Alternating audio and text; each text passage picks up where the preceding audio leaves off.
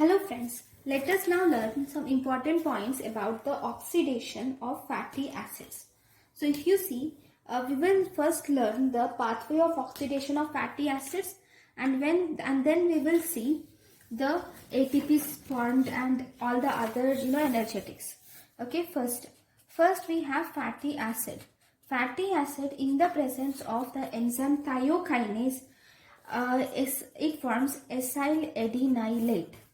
This acyl adenylate in the presence of coenzyme SH, coenzyme A is added and it forms acyl CoA. This acyl CoA in the presence of carnitine, okay, this acyl CoA, coenzyme A is removed as coenzyme ASH and this carnitine is released as acyl carnitine. Okay, the acyl group is added to carnitine. So all this process actually occurs in cytosol. So if you see till here, all this process occurs in cytosol. The main important thing is this fatty acid to acyl adenylate is the activation of fatty acid. So now this acyl carnitine and carnitine, both these can cross the mitochondrial membrane. So if you see in the mitochondrial membrane, we have inner mitochondrial membrane and outer mitochondrial membrane. Both these carnitine and acyl carnitine can cross the mitochondrial membrane. Both these are intercrossable. So here acyl carnitine crosses the mitochondrial membrane and it enters the mitochondria. Okay, in the mitochondrial matrix, this is in mitochondrial matrix. In the mitochondrial matrix, this acyl carnitine gives its acyl group to coenzyme A to form acyl CoA, and so when the acyl carnitine gets converted to carnitine and this acyl group is given to coenzyme A to form acyl CoA. Now this acyl CoA in the presence of the enzyme acyl CoA dehydrogenase and FADH2 gets converted to FADH gets converted to FADH2 and in this process delta trans enoyl CoA is formed. This delta square trans enoyl CoA in the presence of the enzyme enoyl CoA hydratase, it forms beta hydroxy acyl CoA. This beta hydroxy acyl CoA in the presence of dehydrogenase, that is beta hydroxy acyl CoA dehydrogenase, it forms beta keto acyl CoA. This beta keto acyl CoA in the presence of thiolase, it forms acyl CoA plus acetyl CoA. This acetyl CoA will enter Krebs cycle and 2 carbon dioxides are released. So this is how the oxidation of fatty acid occurs. So if you see, this is the whole steps. So we can divide these steps into mainly 2 major types. So we can divide all these steps into 2 major types. So step 1 is activation of fatty acid. This activation of fatty acid is this step, that is fatty acid getting converted to acyl adenylate is called as activation of fatty acid, because during this process ATP is utilized and it forms pyrophosphate and inorganic phosphate. So this is thiokinase. This occurs in the presence of thiokinase. Because it is kinase, magnesium acts as a cofactor. Now this acyl adenylate, gets converted to acyl CoA and during this process coenzyme A is added and the AMP, this adenylate, is released. So this is coenzyme A is added. Now this acyl CoA gives its acyl group to the carnitine. The only use of this carnitine is transfer of acyl CoA from the cytoplasm into the mitochondria. So during this process the enzyme used here is carnitine acyl CoA transferase. Carnitine acyl CoA transferase 1 is the enzyme which will convert acyl CoA and carnitine to coenzyme A and acyl carnitine. This acyl carnitine, see, this acyl CoA cannot cross the mitochondrial membrane, but acyl carnitine can cross the mitochondrial membrane. So this acyl carnitine crosses the mitochondrial membrane with the help of the transporter called as carnitine acyl and carnitine translocase. The transporter carnitine acyl and carnitine translocase can, acyl or carnityl acyl translocase, or else this will help in transfer of acyl carnitine into the mitochondrial matrix. So in the mitochondrial matrix, this acyl carnitine, again in the presence of carnitine transferase 2, okay, carnitine acyl transferase 2, if this acyl carnitine gets converted to carnitine and this acyl group coenzyme A, acyl group is given to coenzyme A and it forms acyl CoA again. Okay, this acyl CoA is now reached the mitochondria from cytoplasm. So now this steps, so all these steps, if you see here, these steps are the part 2. Okay, step 2, where you have first step is oxidation, second step is hydration, and third step is oxidation, and the fourth step is cleavage. So we will see the enzymes here.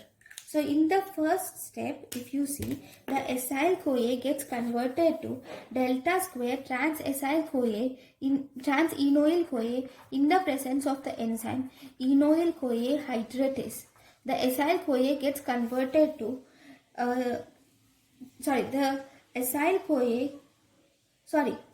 first hydroxylase, I'm really sorry. First is oxidation. So in the first step, the acyl CoA gets converted to acyl CoA dehydrogenase. In the presence of acyl CoA dehydrogenase, it gets converted to delta square enoyl CoA, and during this process, FAD gets converted to FADH2. Now this delta square trans enoyl CoA, in the presence of enoyl CoA hydratase, it forms beta hydroxy acyl CoA, and during this process water is taken in. This beta hydroxy acyl CoA, in the presence of beta hydroxy acyl CoA dehydrogenase, it gives rise to beta keto acyl CoA, and during this process NAD gets converted to NADH+H+. Now this beta keto acyl CoA, in the presence of the enzyme thiolase and coenzyme ASH is added, and it forms two things, one acyl CoA and then acetyl CoA. This acetyl CoA can enter the Krebs cycle and it gets converted to two carbon dioxide molecules. So if you see this, in the second stage of this reaction, acyl CoA getting converted to trans enoyl CoA in the presence of acyl CoA dehydrogenase is oxidation. Here now the second step, delta square trans enoyl CoA gets converted to beta hydroxy acyl CoA in the presence of the enzyme enoyl CoA hydratase, which is a hydration reaction. Whereas conversion of beta hydroxy acyl CoA to beta keto acyl CoA in the presence of the enzyme beta hydroxy acyl CoA dehydrogenase is an oxidation reaction.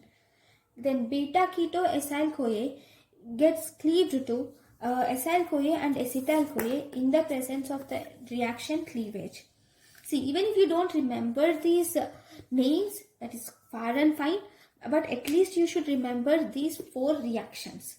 Okay, now, so this is about the oxidation, that is beta oxidation of fatty acid. See, we have alpha oxidation and gamma oxidation of fatty acid, but we will learn about them in the next class. In this class, we are going to learn about mainly the beta oxidation of fatty acid, which is nothing but this reaction. So this beta oxidation of the fatty acid is the most common type of fatty acid oxidation. So in this, there is cleavage of two carbons occur at a time.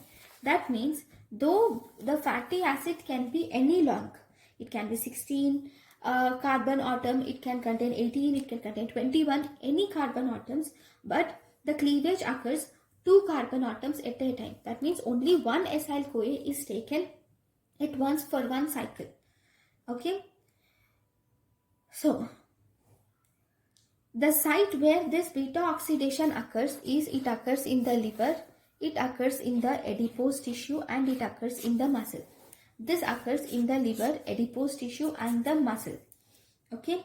Then this mainly occurs in the mitochondria, whereas activation reaction occurs in the cytosol. See, if you were asked what is the site of beta oxidation of fatty acid, if in the options it is given cytosol and mitochondria, then that would be the better answer. But if cytosol is not given, then, or if cytosol and mitochondria both are given and you were asked to select one, then you should select mitochondria because the major steps are occurring in the mitochondria. Now, for this, after activation, for the transport of this acyl CoA from the cytosol to the mitochondria, we have this pathway which involves carnitine, and this is called as carnitine shuttle. In this carnitine shuttle, this carnitine is chemically beta hydroxy trimethyl ammonium butyrate. You do not need to remember this, but this carnitine is mainly synthesized from lysine and methionine in the liver. In the liver, this carnitine is produced from lysine and methionine. Okay, so we will see the beta oxidation of fatty acid. So for one acyl CoA, so in this we will see energetics. See, for one acyl CoA, it mainly for one acyl CoA there is production of one FADH2 and there is production of one NADH2. So that means for one acyl CoA there is production of one so I'll write in the next page. Okay, we will see the energetics. So in the energetics, for one acyl CoA, okay, that is one acyl CoA, we have one NADH2 is produced, which will give 2.5 ATP, and we have one FADH2 which gives 1.5 ATP. Total we have 4 ATPs are produced per acyl CoA molecule. Okay, then for just we will see for palmitic acid. If you take palmitic acid, okay, normally the number of cycles of beta oxidation can be calculated by the formula N by 2 minus 1. So for palmitic acid, N is equal to 16. So number of cycles if you calculate, that is 16 by 2 minus 1, that is 8 minus 1, that is 7 cycles are produced. Per cycle, the palmitic acid undergoes 7 cycles for its oxidation. In palmitic acid, there is 7 cycles. Per one cycle, there is 4 ATPs are produced. So for 7 cycles, 7 into 4, that is 28 ATPs are produced by acyl CoA. Then the second, at the end of the acyl CoA, right, after acyl CoA, 4 ATPs are produced by this cycle and there is formation of this acetyl CoA. Now this acetyl CoA is going to Krebs cycle, right? So if you see in the Krebs cycle, one acetyl CoA will produce 10 ATPs. So here similarly there is production of, see, the number of acetyl CoA which are produced are counted by the reaction by the formula N by 2, where N is the number of carbon atoms. Number of acetyl CoA are N by 2, whereas number of cycles of beta oxidation is N by 2 minus 1. So for the palmitic acid, number of acetyl CoA produced is 16 by 2, that is equal to 8. So for 1 acetic acid in Krebs cycle we have 10 ATPs. Then for 8 acetic acid it is how much? That is around 80 ATPs are produced by Krebs cycle. So if you see total ATPs 28 plus 80, there is 108 ATPs. So there are 108 ATPs which are produced from beta oxidation of fatty acid. But if you see, the first step of fatty acid activation requires 2 ATPs. So total, if you see the net ATPs which are produced minus 2, that is 106 ATPs are produced, net ATPs are produced from palmitic acid. Okay, so this is about palmitic acid. We will see one more amino acid just for practice. Okay, so we can also see stearic acid. Okay, this is just for practice. So in stearic acid there are 18 carbons. So first we will see number of cycles which occur due to stearic acid. That is n by 2 minus 1, that is 9 minus 1, that is 8 cycles. So the acyl-CoAs, from acyl-CoA going into the cycle, we have 8 into 4, that is equal to 32 ATPs are produced from beta oxidation. Okay, then if you see the Krebs cycle, in the Krebs cycle we need acetyl-CoA. The number of acetyl-CoA is n by 2, that is equal to 18 by 2, that is equal to 9. So per acetyl-CoA 10 ATPs are produced. So 9 acetyl-CoA, almost 90 ATPs are produced. So total, if you see 90 minus 32, that is 122 ATPs are produced, and 2 ATPs are used for activation in the first step. Total 120 ATPs are produced from this stearic acid.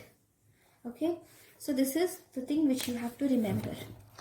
Then once we have learned about the stearic acid and energetics, now we will see the regulation of beta oxidation. So for regulation of beta oxidation, this is mainly controlled by CPT1 enzyme. Okay, so this differs in fed state and in fasting state.